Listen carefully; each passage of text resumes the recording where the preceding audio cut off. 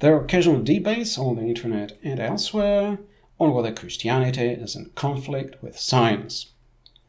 What does Christianity tell us about science, if anything, and vice versa? So here's my understanding of what the Bible says about science. I am not a theologian, but at least I've been to school, I had the usual schooling, and in addition I've read in my school days the good book from cover to cover. So here's what I found out. I found out that the Bible says nothing about science. It is not a science book. There is next to nothing in the New Testament, and what is there in the Old Testament, the creation story, for example, tell us very little. So the creation story in the Old Testament does not tell us when God said, "Let there be light," how many photons did he say there should be? And what did he say should be the spectrum and the energy and so on? And what did he say about the other particles? Or are we supposed to believe that there are no other particles because he didn't mention them? How did these created? What didn't God say about anything about those? I mean, this information is not in the Bible. It's not a science book. And the reason why the Old Testament is useful, and that is my understanding, is that it was the main belief system in which Christianity emerged. It was the traditions and sort of religious and traditional beliefs of the Hebrew people at the time when Jesus Christ lived and when he taught. And so it is useful background. For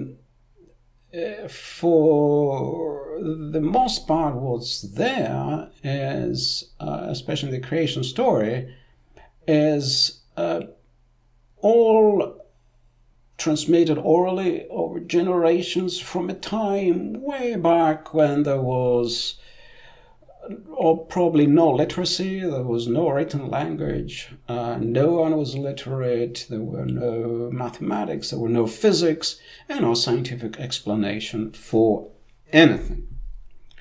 So these were the words of a theologian at school. These are not just my opinion. This is what we are told by a theologian, and a theologian was an ordained priest, so I assume this is the actual position of the church, if I remember his words correctly. So the Old Testament contains these stories that were transmitted over generations before a written language existed, that at least people could write in, the majority of people, and could read in, and so it had to be transmitted more or less orally. And it contains the story of Adam and Eve, which is quite clearly a fairy tale. That's what our theologian told us. It contains stories about the crossing of the Red Sea, about how the walls of Jericho came down when the trumpets were sounded, and how Sodom and Gomorrah disappeared in an explosion of some kind, and how the sun stood still, and this and that. And how much are we going to take out of this without a grain of salt?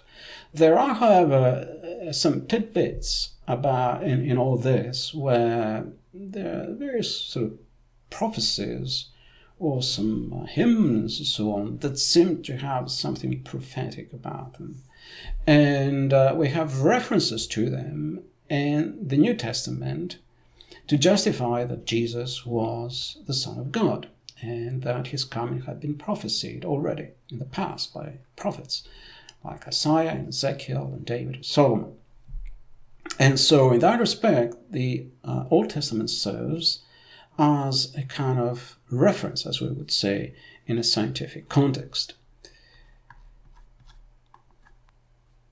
Now, what else is there in the Old Testament? One thing is the Ten Commandments. So this is an important thing we could take out of the Old Testament if we wanted. There's a problem with it.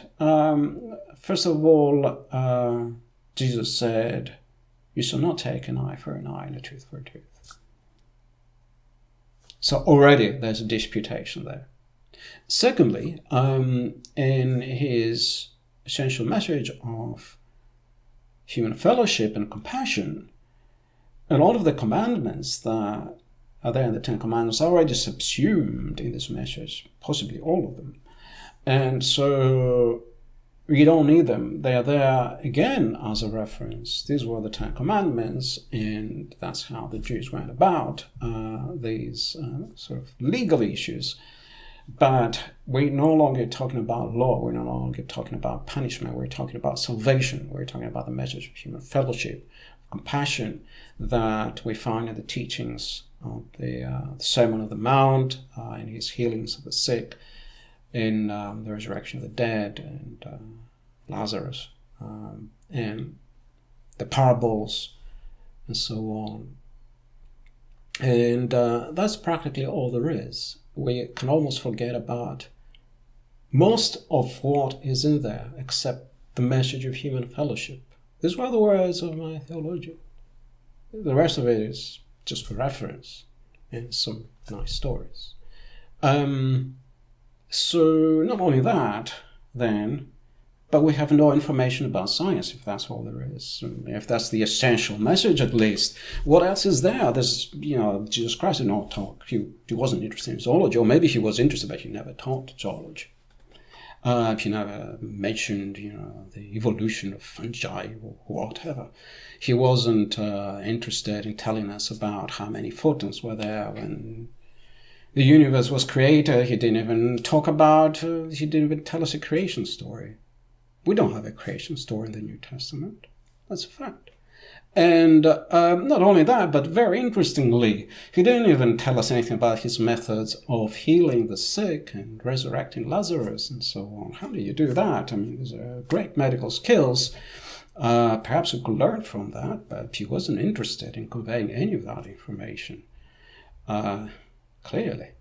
And we asked our teacher, and this is an interesting point I want to spend a moment on.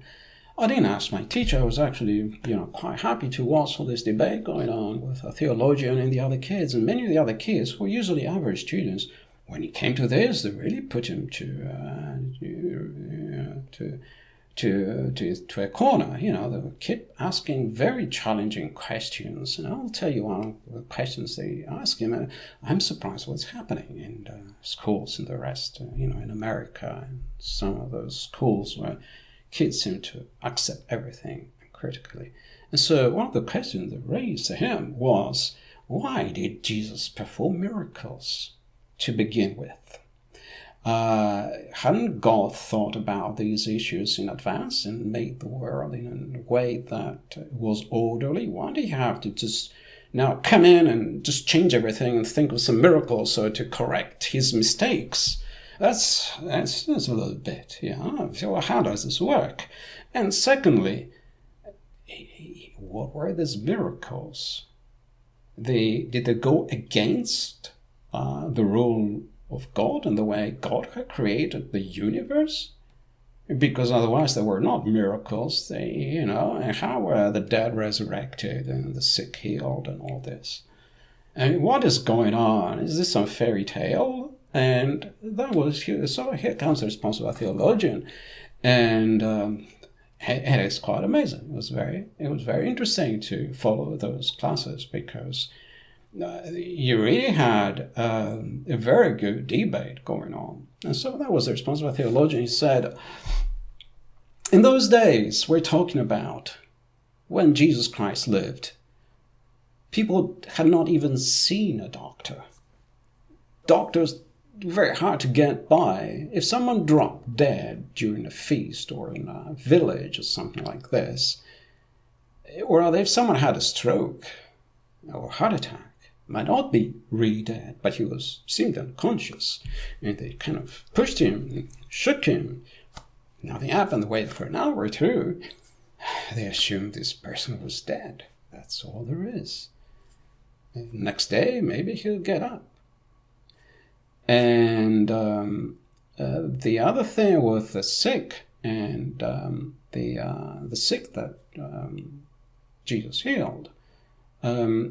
Also, there are sicknesses and sicknesses. Some people are lame because really they cannot walk, because they had a spinal injury. There are other people who believe they are lame and they believe they cannot walk. It's a psychiatric problem. And my brother has come across these people. He's a psychiatrist. He told them, of course you can walk. Let's just take a walk. And he got them up and they walked. And my brother is not Jesus. It's just a psychiatrist. And so if you consider the level of ignorance that was going on at that time, any person who had an above average level of intelligence, let alone someone who's supposed to have all the information in the universe, would have sorted this out. And to simple people, it would have looked like a miracle. But our theologians said Jesus Christ actually complained and protested, saying that do not ask me to perform miracles. I don't know the exact words, but along those lines, do not ask me to perform miracles. However many miracles I'm going to perform for you, you will never believe. Why are my words not making enough sense to you? So that's all we have on medicine, science, biology, physics from the teachings of Jesus Christ. And searching for information on science in the Bible is equivalent to searching for description of the DNA in the instruction manual of a photocopier.